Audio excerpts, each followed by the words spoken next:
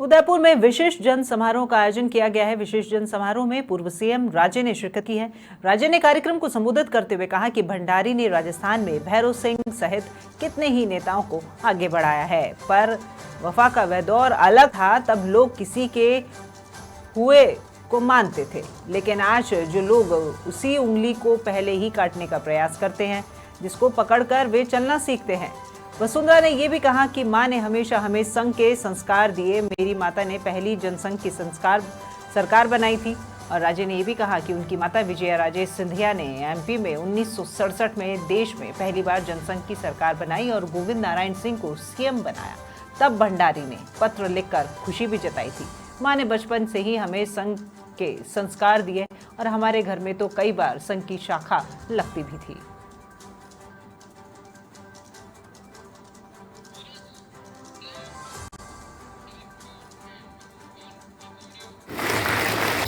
लेकिन आज आपको बहुत कुछ देखने को मिल रहा है।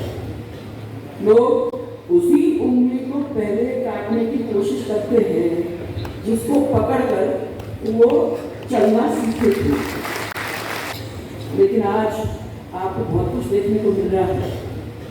लोग उसी उंगली को पहले काटने की कोशिश करते हैं जिसको पकड़कर वो ज्यादा जानकारी के साथ में डिप्टी न्यूज एडिटर दीपक व्यास हमारे साथ फोन लाइन पर जुड़ गए। उनका रुख करेंगे हम।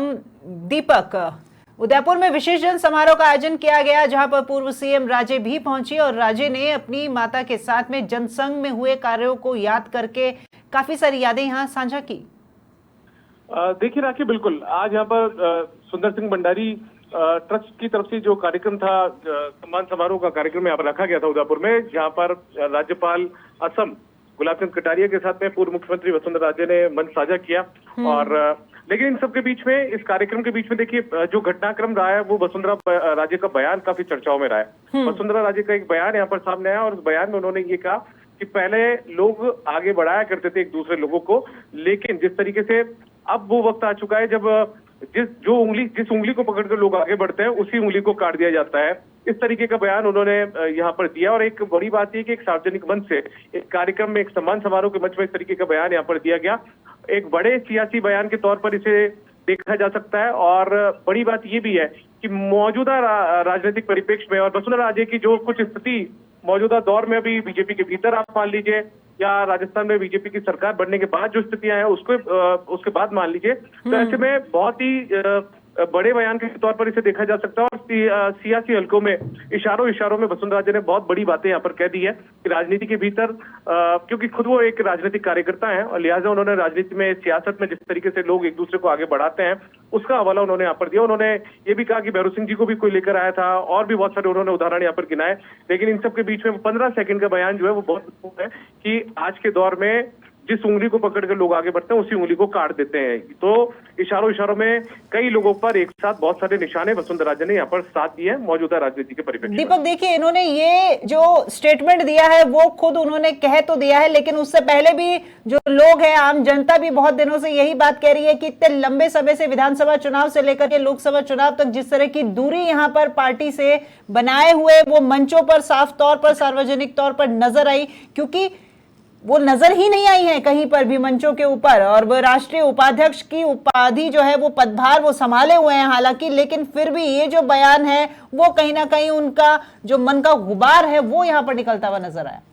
राखी, बिल्कुल ठीक है आपने कि वसुंधरा राजे का जो बयान है वो निश्चित तौर पर जो राजनीति में या बीजेपी के भीतर आप उनकी स्थिति देख लीजिए, ऐसे में उनका गुबार जो है, दिल का गुबार है, वो ही यहाँ पर निकला। और वो शब्दों के जरिए उन्होंने 15 सेकंड के इस बयान में बहुत सारे एक तरीके से घटनाओं का जिक्र करते हुए, उदाहरणों का जिक्र करते हुए इस 15 सेकंड के बयान को यहाँ पर दिया, उंगली वाले बयान को।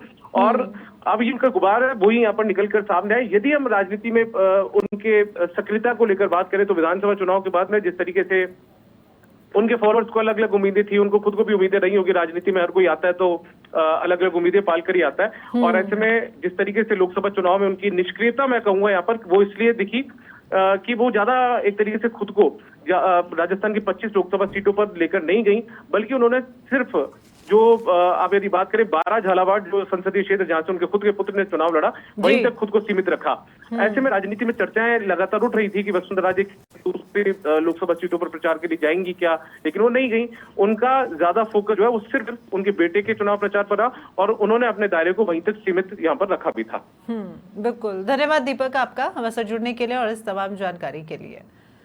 तो वसुंधरा राजे जो कि उदयपुर में एक कार्यक्रम में शामिल हुई थी और इस कार्यक्रम में शामिल होने के दौरान जिस तरीके से उन्होंने जनसंघ से जुड़ी अपनी माता के साथ जो भी उनका अनुभव रहा है वो साझा किया और साथ ही साथ एक बयान उनका कि आजकल राजनीति में जो लोग उंगली पकड़कर चलते हैं वही उंगली काट देते हैं। इस बयान के सियासी लहजे से कई मायने निकाले जा सकते हैं। जिस तरह की दूरी लंबे समय से वसुंधरा राजे की यहाँ पर देखी जा रही है, हालांकि भाजपा में राष्ट्रीय उपाध्यक्ष हैं वो पार्टी में, लेकिन फिर भी सार्वजनिक तौर पर वो बहुत कम नजर आई हैं। विधानसभा चुनाव की बात हो चाहे लोकसभा चुनाव की।